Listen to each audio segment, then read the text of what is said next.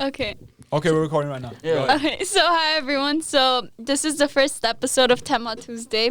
On this podcast, we will be talking about Armenian sports, Armenian news, Armenian food, Armenian culture, Armenian everything.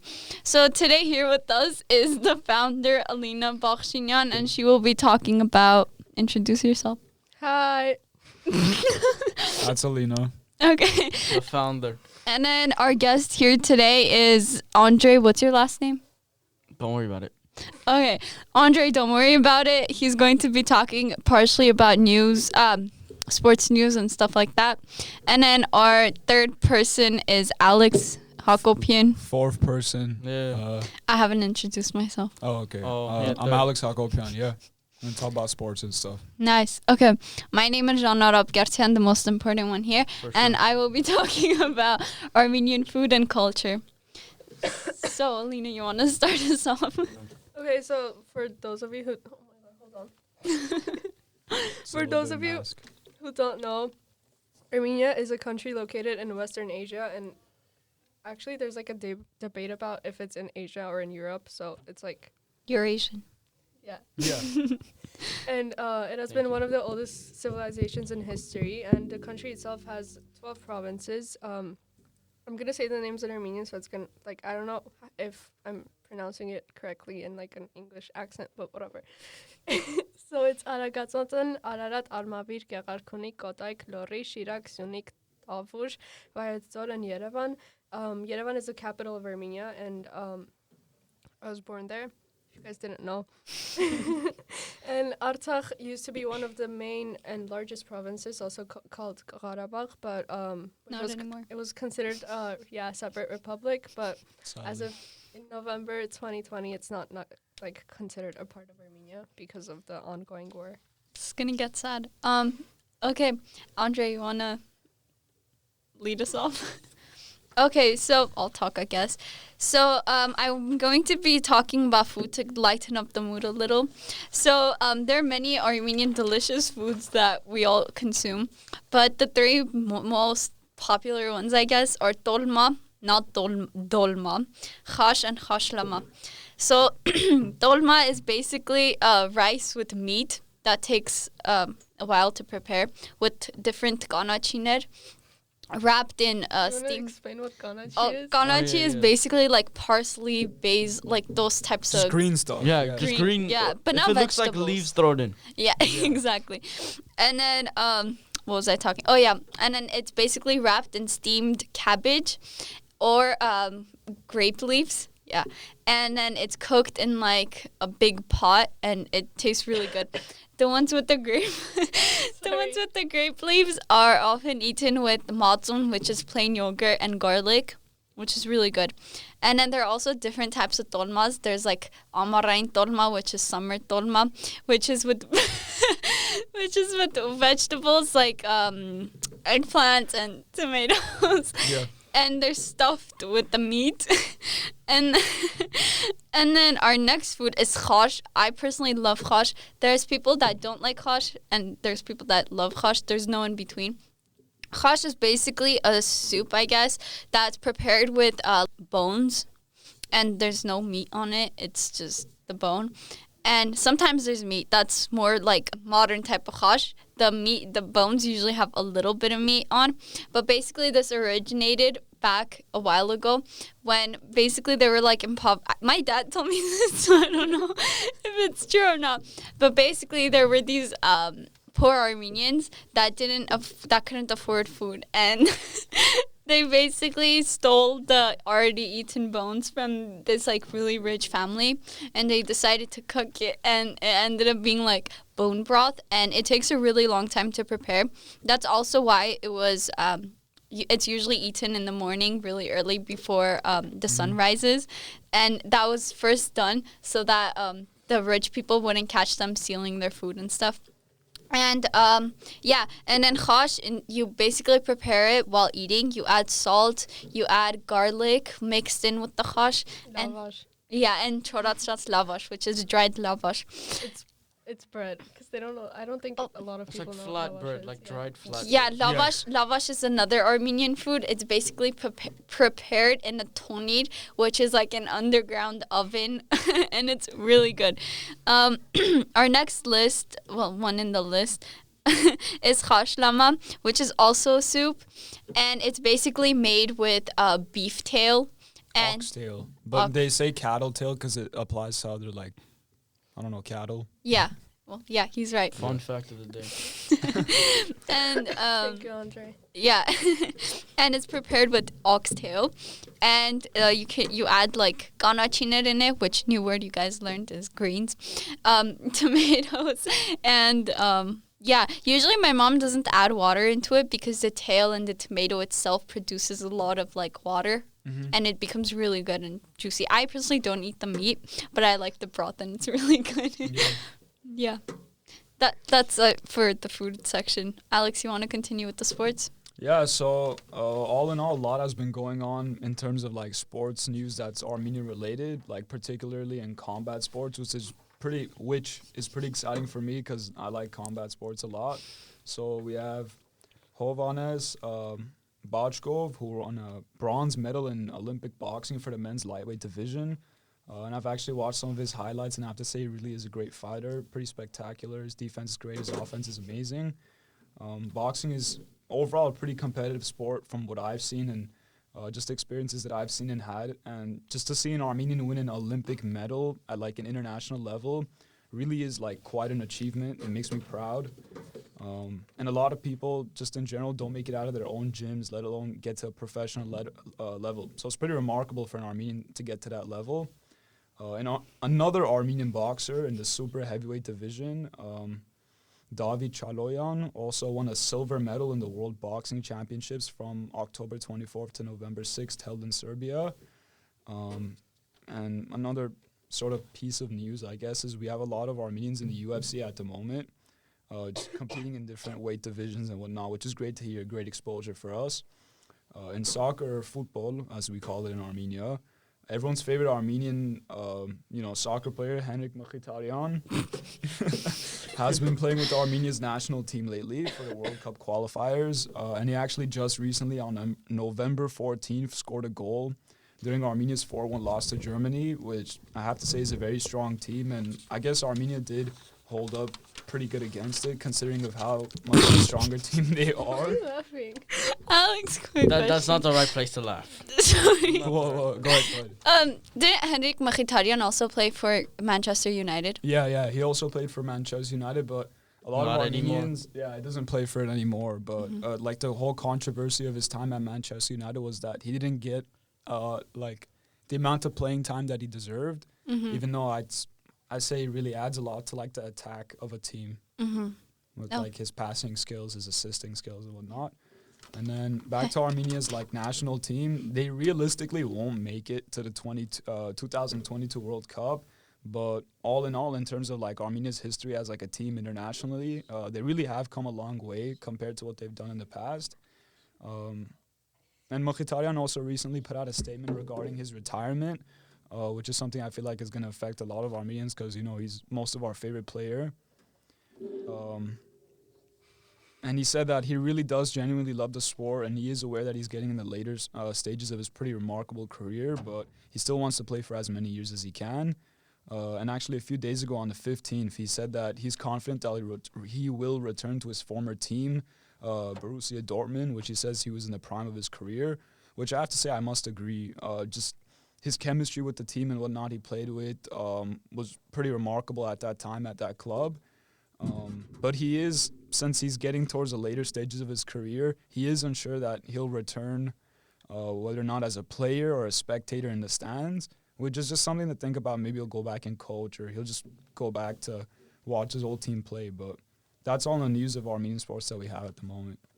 Thank you. Armenia is also known for being really good at chess. Can Yeah. I say Yeah. something? That's another fun fact of the day. Yep.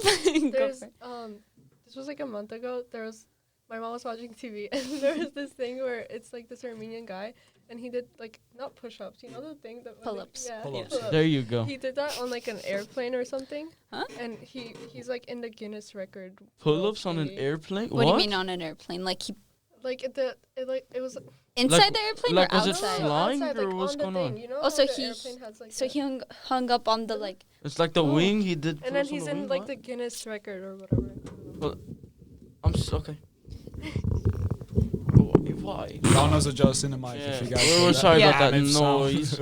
Jonna Yeah. doesn't make enough noise already. There you go. That's Andre laughing. If Yeah. you guys are on me.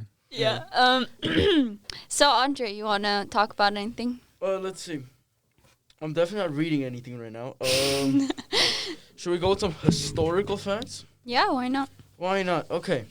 So here's some historical facts.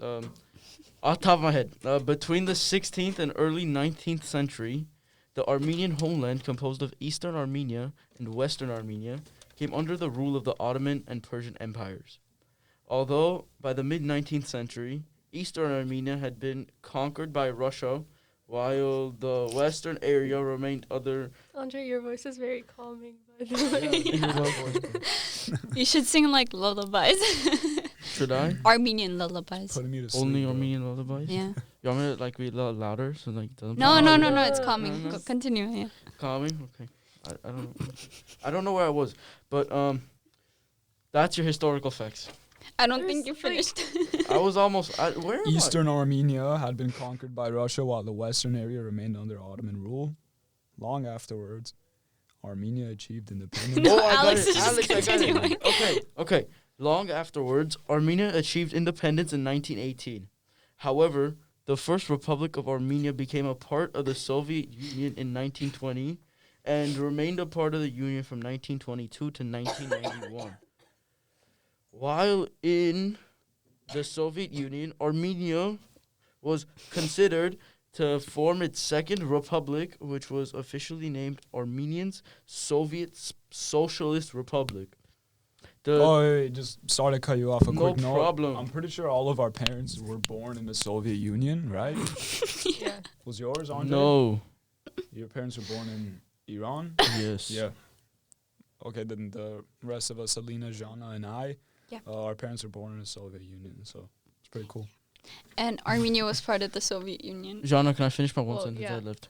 Huh? I have one sentence left. Oh, sorry. Yeah. Yeah, continue. Let me finish. Jana.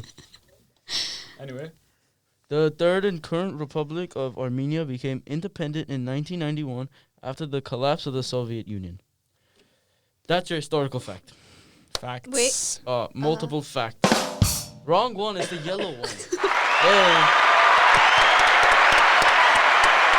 Okay, that's really Okay, bad. we're still trying to get the hang Yeah. of the sound effects, so bear with us. Also, I wanted to add that our episodes will be released every Tuesday. That's why it's called Tema Tuesday. And It's, Do you want to explain what a There's tema like- is for our Oh, a yeah, Tema, yeah. Okay, so I came up with the genius name. Me being so creative. So creative. Tema basically means when you have like beef with someone, Beef. or it doesn't necessarily only mean beef. Well, not like beef as in like cattle beef, but as in like you want to fight someone. Tema also means news. It means topics and things like that. So I thought it fit perfectly in. And we will be releasing episodes every Tuesday. not every Tuesday. I think. it's Not like- every Tuesday, every other Tuesday. Is this going? Yeah. Is this gonna Yeah. release on a Tuesday? Yeah. Oh. Thanksgiving break. Yeah. It's Tuesday today, guys. Yeah, it's definitely not a And Thursday. I was gonna say something, but I forgot. Go on. remember. Remember. Yeah, so you guys will be learning a lot of new Armenian words. We'll try to teach you guys at least one new Armenian word. Today's word was Kanachi. It's also Armenia in Armenian is Hayastan. Oh yeah, so Hayastan, Anka Khazat Hayastan. And then That's like 5. Huh? That's like 5 words you're trying to teach them. Just free independent Armenia is what she said. there you go. yeah, thank you. Anything you guys want to add? I mean, there's still like religion. Oh yeah. Oh, so Armenia is Christian. It's And actually one of the it's- first. yeah. It is the first It is country the to first, yeah. I was about to adopt get there, Alex. Christianity as its religion. Yeah. Yeah. Before I In rudely that interrupted 301 Jana. AD. but Yeah, I don't know and what AD. After domain. after Yeah. after the Domain, death yeah. of Christ, I think. After domain. I'm saying after domain. You're like after the Oh, domain. sorry. Anyway, so if you guys It's ever go simple. to Armenia, which you definitely should, just not right now because there's like currently a war going on, you will notice that there's a lot of churches in Armenia, and I'm personally not very religious, but every time I go into a church, especially the old ones in Armenia, it feels very like harmonic in a way. And in Armenia, the churches that were built very long ago are placed in very strange places. So they'll be on top of like a mountain that's like very far away from civilization. Yeah. There you go. Thank you. Mhm. And I believe that they each have like a purpose that they used to serve. And this year I was actually in Armenia, and I went to like a bunch of like old ruins of castles and stuff, and they each had their own churches, they each had their own bathhouses. And when you look at things like that, you realize how sophisticated people were back then. And it's really interesting to learn because before that, Armenians weren't Christian. Some form of paganism, where we believed in like things like lightning in the sun. Yeah. It's like in Armenian, wasn't it? Like Aravapash. Aravapash, Yeah, which- Hetanosakan, which is paganist. Yeah. And sorry, I was gonna say something. Before you Oh, yeah. remember, they're like Armenian apostolic. Yeah. Apostolic, yeah. Yeah. Whatever. Church is one of the Oriental Orthodox churches. In Yeah. Armenia. Mhm. And I need to add something onto that, but before I do, I just remembered.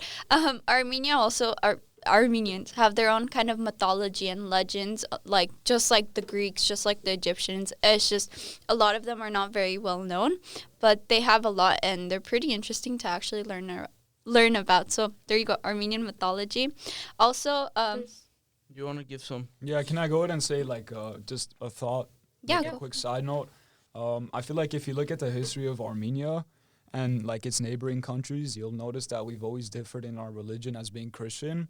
And just like a personal opinion, I feel like that's a pretty like pivotal piece of information that has to do with who we are today, and the fact that we didn't conform to like our neighboring countries, and what's made us like Different. just yeah different not only made us stand out, but like I guess it's been like since we differ in our religion and we valued it so much, it's been more difficult for other countries to take us over and sort of make us conform to their culture and just change us to who we are. So our religion, even if you're not religious, I think it's important to appreciate the fact that it's made us different from our neighboring countries and ultimately just gave us a reason to be different.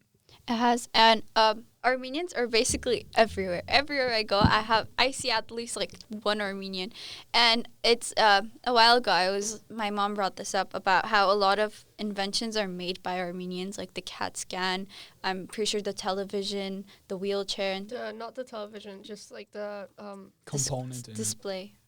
I don't know. Yeah, I colorful. forget, yeah. Yeah, the colorful display on And the green television. paint on cash actually Yeah. is from an Armenian. Yeah, and a lot of common things that people use like every single day.